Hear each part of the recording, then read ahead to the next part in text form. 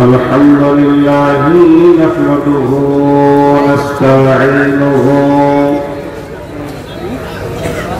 ونستغفره ونؤمن به ونتوكل عليه ونعوذ بالله من شرور أنفسنا ونعوذ بالله من شرور أنفسنا ومن سيئات أعمالنا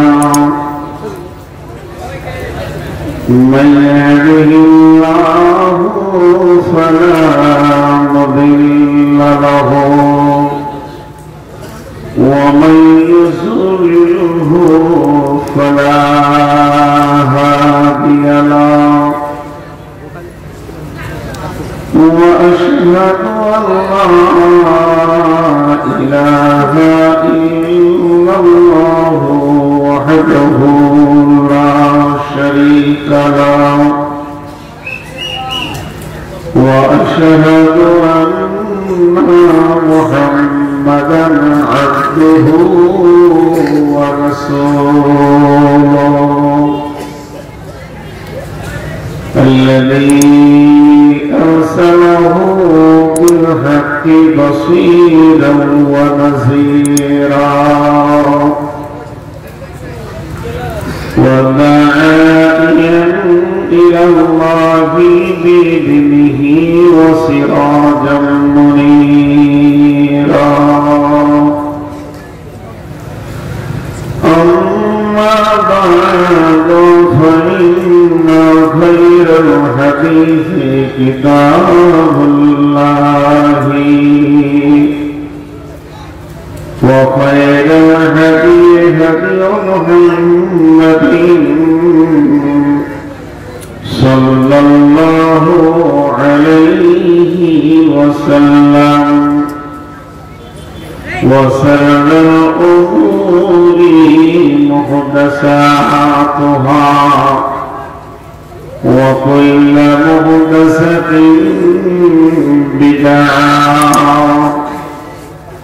وكل بدعة ضلالة وكل ضلالة في النار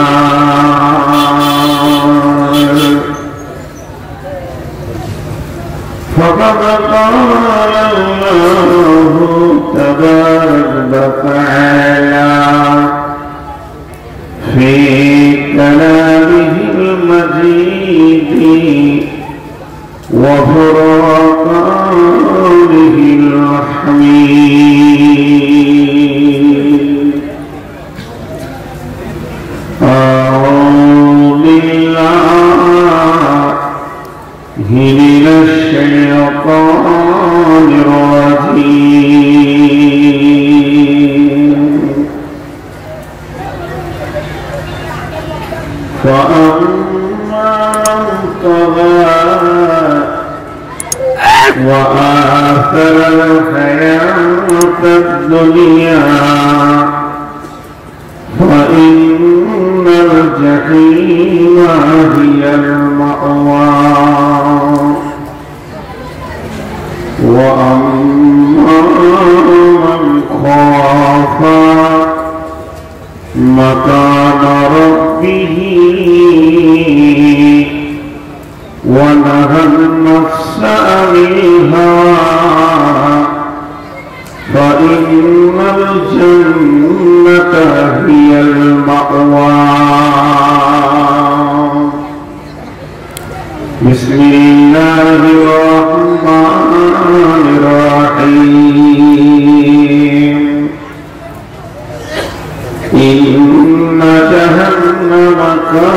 مرصادا للطاغين مآبا لابثين فيها أحقابا لا يذوقون فيها بردا ولا شرابا إلا حميما وغساقا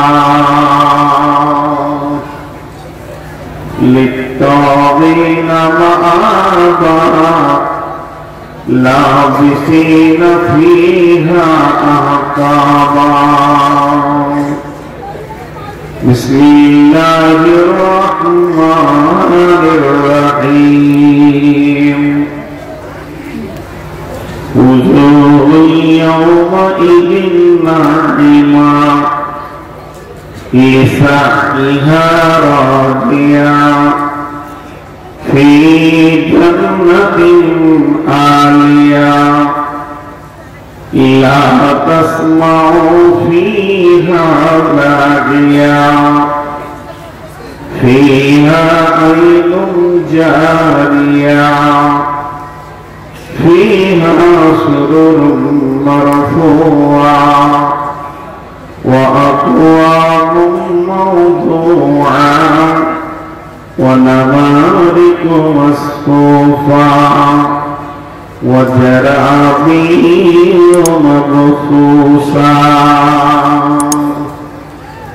بسم الله الرحمن الرحيم ويل لكل همزة لمزة الذي جمع مالا وعددا يحسب أن ماله وخلدا كلا لينبذن في الحطمة وما أدراك ما الحطمة نار الله الموقدة التي تطلع على الأفئدة إنها عليهم مؤصدة في عمد ممددة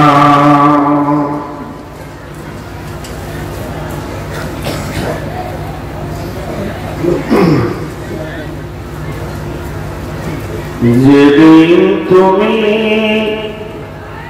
ডাক দেবে মোরে তোমার শীতল কোলে ঘুমাই করিব তোমারি পক্ষে সারা বিশ্বের মায়া ভুলে অগ কবর গভীর মাটি দুনিয়ার সব মায়ার পেছনে তোমারে জেনেছি খাঁটি রবে না সেদিন পিতার আদর মাতার স্নেহের কল বন্ধু স্বজনে ব্যথানুভূতি শিশুদের কলরল কবর গাহের মাটি দুনিয়ার সব মায়ার পেছনে তোমারে জেনেছি খাঁটি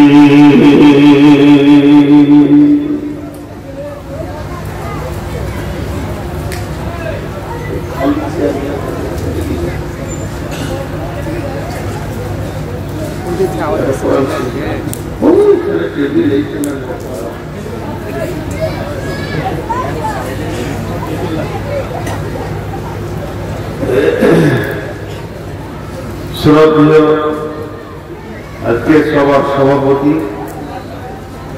উপস্থিত আকাশে তারকা সদৃশ্য আলেম ওলামাবৃন্দ, সামনে আমার দিনদার ইমানদার মুমিন ভাই সকল, পর্দা থেকে শূন্য ওলি মুমিনা মা ও বোনেরা, প্রশংসা, গুণগান, গণকীর্তন, স্তব, স্তুতি, ভালোবাসা, তকবীর, হায়াত, মওত, রুজি, জান্নাত, জাহান্নাম, ফুলসেরাত, আখিরাত সবকিছুর মালিক আল্লাহ। যে আল্লাহ আজকে মাদ্রাসা কেন্দ্রিক আয়োজিত মাহফিলে আমাদেরকে বিভিন্ন এলাকা, গোত্রবংশ, জাতি, ধর্ম, বয়স, বর্ণ নির্বিশেষে এখানে হাজির করেছেন, আমরা সেই মহান মুনিবের দরবারে একবার প্রাণ খুলে শুকরিয়া করি, বলি আলহামদুলিল্লাহ। দরুদ ও সালাম বর্ষিত হোক আখিরি পয়গম্বর নবী মুহাম্মদ রাসূলুল্লাহ সাল্লাল্লাহু আলাইহি ওয়াসাল্লামের উপর। আল্লাহুম্মা আমিন। আল্লাহুম্মা সাল্লি আলাইহি, আল্লাহুম্মা বারিক আলাইহি। ভাই যারা দাঁড়িয়ে আছে মান সম্মান বসে যাবে, এমনি করলে জমে আছে, আর বেশি চালাই না, বাস কেটে পড়ে ভুল ভুল করে। আপনারা বুঝতে পারেননি বাংলাদেশ বসতে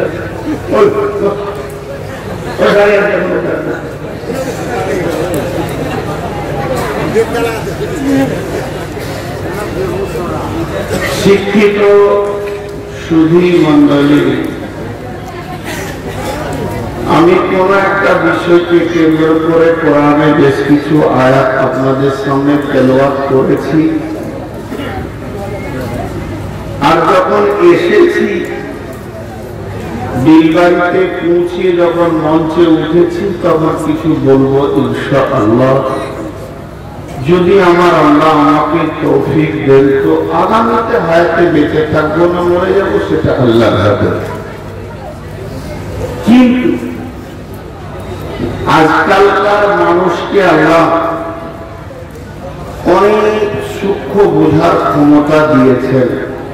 বাচ্চা থেকে বাচ্চা ছেলে, শিক্ষিত থেকে মূর্খ, সকলের হাতে কম্পিউটার চলে এসছে, ছোট বড় যাই হোক। আমি আমার দুঃখ বেদনা নিয়ে সমাজকে আমি 3 মিনিট কথা বলবো, তারপরে বায়ানের দিকে যাব। আমার এই বেদনাটা যদি উপশম হয়, আমিও লাভবান হব, সমাজও লাভবান হবে এবং সবাই নেকির অধিকারী হবে। আমার পূর্ববর্তী বক্তা রিয়াজুল ভাই, আমাদের সম্পর্ক বন্ধুত্বের মতো, কিন্তু ওর সম্পর্কে আপনারা কিছু জানেন? কিচ্ছু জানেন না।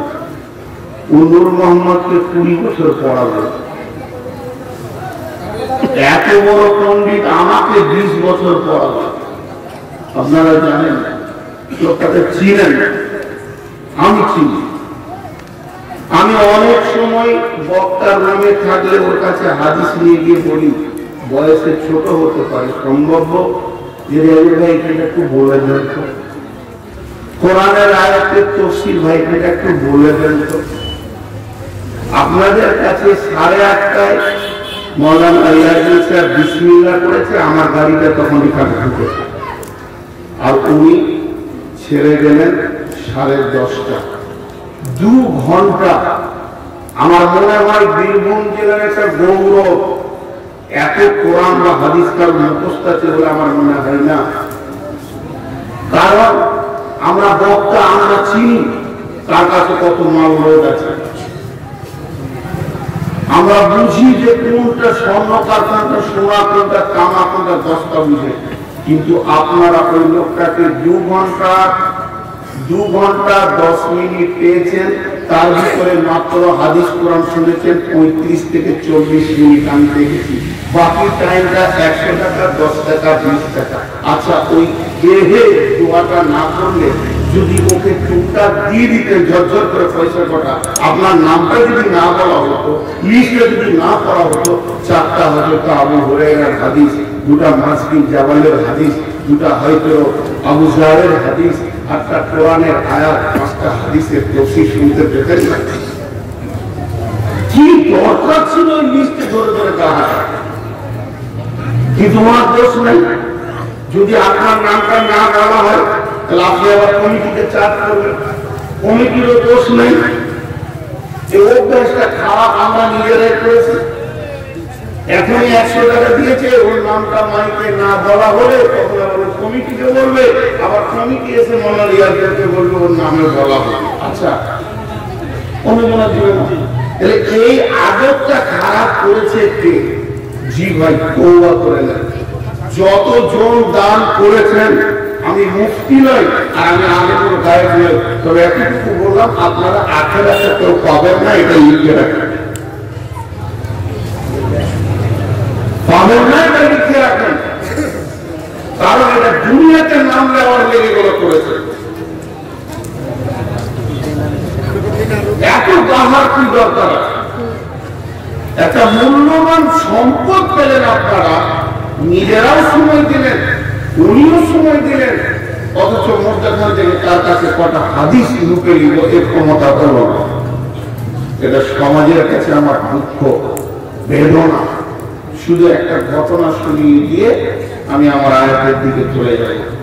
ঘটনাটা হচ্ছে কলকাতায় বজবজ বলে একটা এরিয়া আছে, ওখানে একটা বটতলা মাদ্রাসা আছে, মাদ্রাসাটার নাম নুরানি মাদ্রাসা।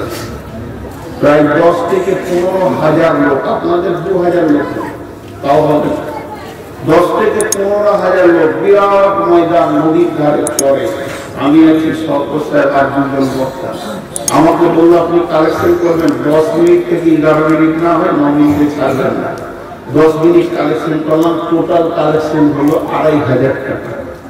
এত লোক, আমার তো মাথা খারাপ। 2,500 টাকা হলো, কি করে এবার মাংস চলবে? টেনশনে বসে আছে। মৌলানা বলছে ভাই খেয়ে নেন, আমার তো ভালো লাগছে না, খাওয়া দাওয়া। আমার ভাই কি করে কি হবে বুঝে এসছে না। বলছে এই 2,500 টাকাটা অনেক বেশি হয়েছে, গত বছর হয়েছিল 9.5। হাসছেন, এরপরেরটা শুনলে তো পেটটা মাঠে যাবে। তো এই 9.5 বছর 2,500 হলো, আলহামদুলিল্লাহ বেশি হয়েছে। আমি বললাম তাহলে মাংস চলে কি করে? যে আমাদের এলাকার নিয়ম হচ্ছে, যখন জালসা ডেট হয়ে যাবে কাগজ ছেড়ে দেবে, একটা রিস্ক আওয়ালা হোক আর কোটিপতি হোক, সবারই ঘরে কার্ড দিতে হবে। কার্ড যখনই পৌঁছে যাবে, ওর দায়িত্ব হচ্ছে নিজের টাকাটা এসে মাদ্রাসার কাউন্টারে জমা করবে। এই পর্যন্ত আমাদের 63 লক্ষ টাকা কালেকশন হয়ে গেছে। এবার ওরা জালসার দিন খালি শুনবে, ওদের নিয়ত হচ্ছে জালসার একদিন আগে পর্যন্ত আমরা নিজের টাকা পৌঁছে দিব, জালসার দিন একটা কালেকশন করতে দিব না, আমরা শুনবো। তোরা যত নিবি জালসার আগে নিয়ে নে।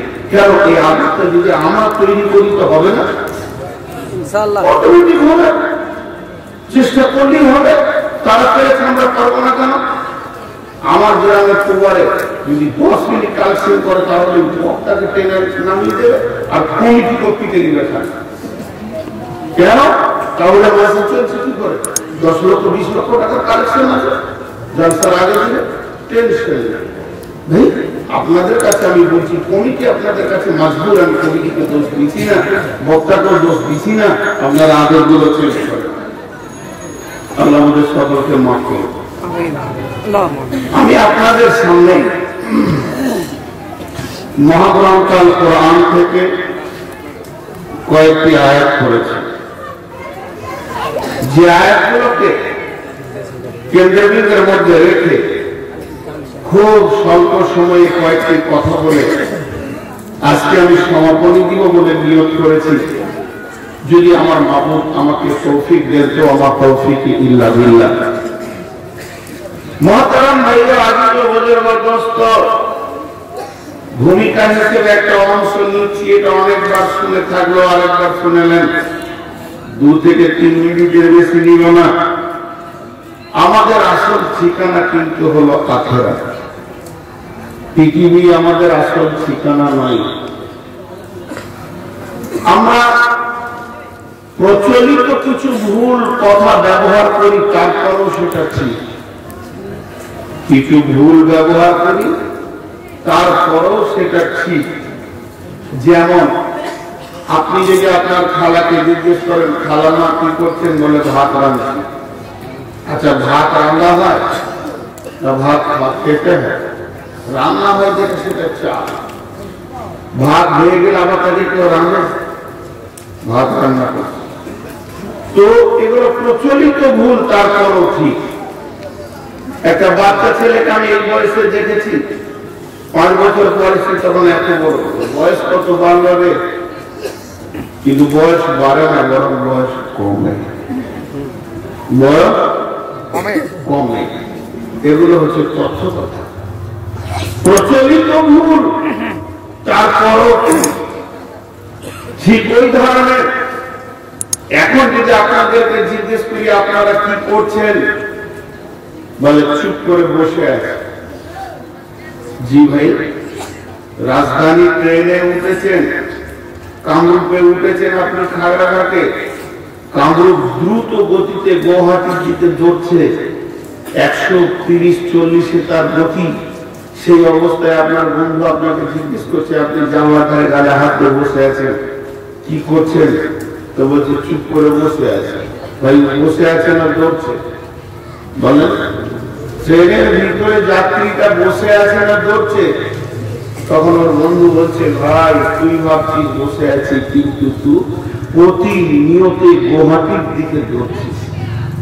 তো আমরা ভাবছি আমরা বসে আছি, মা বোন আমরা ভাবছি আমরা চুপ করে দিল বাড়িতে বসে আছি, কিন্তু না, আল্লাহর ওলিরা বলছেন তুমি দ্রুত গতি কবরের দিকে দৌড়ছো, একটা দেশ ছাড়তে চলেছ।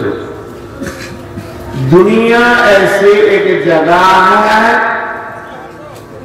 जो जाने के लिए आना है, आने के लिए आना नहीं बल्कि जाने के लिए आना है। अगर आने के लिए आना होता तो जगह ही नहीं मिलता। পৃথিবীর বুকে কোটি কোটি ডলার দিয়ে কিছু ঘর তৈরি হয়, যেগুলোতে মানুষ বাস করে না, বরং সেখান থেকে পালাবার জন্য ঘরটা করে।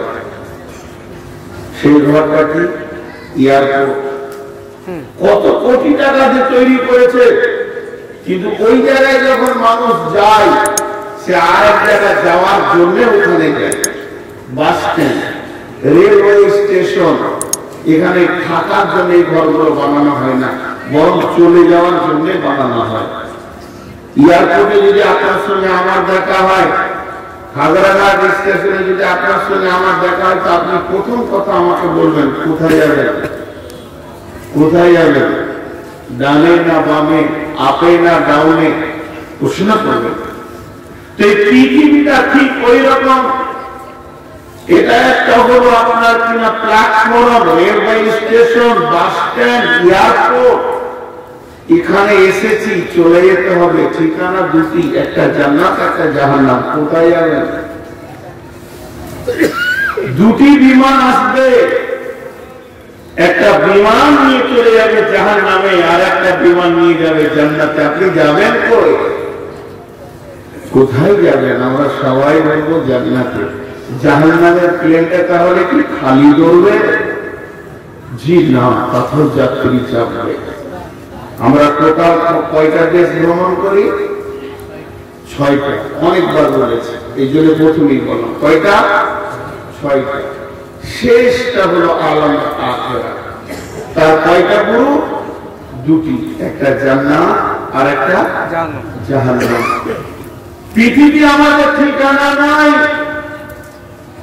আজকে মানুষ এনআরসি নিয়ে পরেশান। জি ভাই, পরেশান কি পরেশান না? একটা কাগজ, সামান্য নামের গোলমাল, পরেশান। অথচ সূরা ফাতিহা ঠিক নাই, পরেশানি নেই। নামাজ ঠিক নাই, পরেশানি নেই। আপনি কি ভাবছেন যে এনআরসিটা নরেন্দ্র মোদী চালু করেছে? নাউজুবিল্লাহ, তাহলে আপনি বেঈমান। কোরআন খুলে দেখেন, আল্লাহ চালু করেছে। জাহারাল ফাসাদু ফিল বাররি ওয়াল বাহরি বিমা কাসাবাত আইদিন নাস। জলে এবং স্থলে যা কিছু পেরেশানি আসবে, আল্লাহ বলছে তোদের হাতের কামাইয়ের ফল। আমার সঙ্গে যেমন ব্যবহার করবি, আমি সেরকম তোদের ফয়সালাটা করব। ইয়াকা নাবুদু ওয়া ইয়াকা নাস্তাঈন। তোমারই ইবাদত করি, তোমার কাছে সাহায্য চাই। ইবাদত ছেড়েছি, সাহায্য আসা বন্ধ হয়েছে, মাঠ চলছে। ভাইরা আমার, আজকে মানুষ এটা ভালো করে বুঝে নিয়েছে যে আমার নামের অক্ষরটা যদি আকারে একার হয়ে যায়, হস্যিকারে দীর্ঘিকার হয়ে যায়, বাপের নামে ক ছিল ব হয়ে গেছে, এর জন্য আমি ভারতে থাকতে পারবো না, ডিটেনশন ক্যাম্পে যেতে হবে, বাংলাদেশ যেতে হবে, নাই মরে যেতে হবে। কিন্তু ওকে কে বলবে যে তোর নামাজ ঠিক না হলে জাহান্নাম যেতে হবে? কোন চিন্তা নাই, বুঝলেন না? অনুশোচনা, দুঃখ করে বলছি, কোন চিন্তা না। আধার কার্ডের ছবিটা যদি না মিলে, আধার কার্ডের ছবিটা যদি না মিলে, ভেজাল না ভেজাল নাই? আধার কার্ডের ছবিটা যদি না মিলে, এটা বিপদ কি বিপদ নয়? এতগুলি লোক কথা বলে না, বিরাট বিপদ, বুঝে এসেছে। কিন্তু আপনার চেহারাটা রসুলের সঙ্গে না মিলিয়ে তার থেকে বড় বিপদ বুঝে আসে। আপনারা ভাবছেন যে নরেন্দ্র মোদী মরে গেলে একজন আল্লাহ নবী এসে আপনাদেরকে ঘরে ঘরে ফ্রিজ দিয়ে ঠান্ডা পানি খাওয়াবে? এর থেকে বাধা খবিসটা আল্লাহ রেডি করে দেবে। ই মরলি এর থেকে আরো বড় খবিসটা এবার আসে। সে বলবে তুই মুসলমান হ চাই না, তোর আধার কার্ড দেবো না, পাছাই লাগবে।